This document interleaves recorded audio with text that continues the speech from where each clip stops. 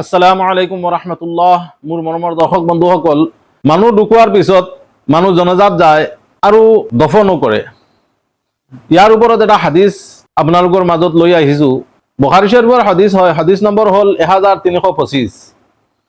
হযৰতে আবু হুৰাইৰা ৰাদিয়াল্লাহু তাআলা আনহুৰ পৰা বৰ্ণিত আছে যে আল্লাহ নবী সাল্লাল্লাহু আলাইহি ওয়াসাল্লামে ইৰশাদ কৰিছে, যেতিয়া তোমালোকৰ মাজত কাৰোবাৰ ইন্তেকাল হৈ যায় তেতিয়া তোমালোকে জানাজাৰ নমাজত শৰিক হবা।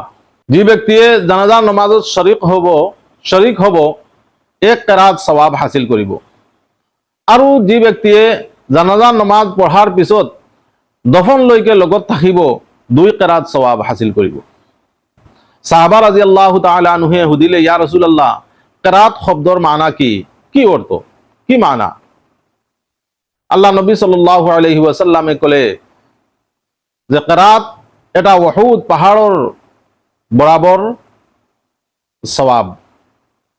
এটা ওহুদ পাহাড় হয়, এক কেরাত এটা ওহুদ পাহাড় হয়, মানে এক কেরাত ওহুদ পাহাড়ের নিচিনা সওয়াব হাসিল করিব। দুই কেরাত দুই ওহুদ পাহাড়ের নিচিনা সওয়াব হাসিল করিব। ভাই বন্ধুসকল, বহুত মানুহ আমি জানাজাত যায় কিন্তু নামাজ পঢ়ি ঘূৰি আহি যায়। সওয়াবৰ নিয়তত গৈছে, সওয়াব হাসিল কৰিব লাগে, অলপ সময় যাওক, দফন কৰি আহিব লাগে, মাটি দি আহিব লাগে।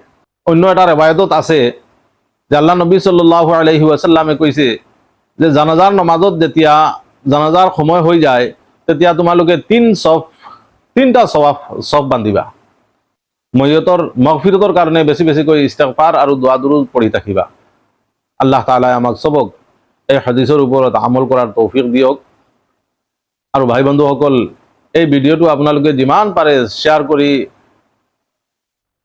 অন্যৰ ওচৰত পৌঁছাব আৰু সওয়াবৰ অংশীদাৰ হ'ব। আল্লাহ তাআলা আমলৰ তৌফিক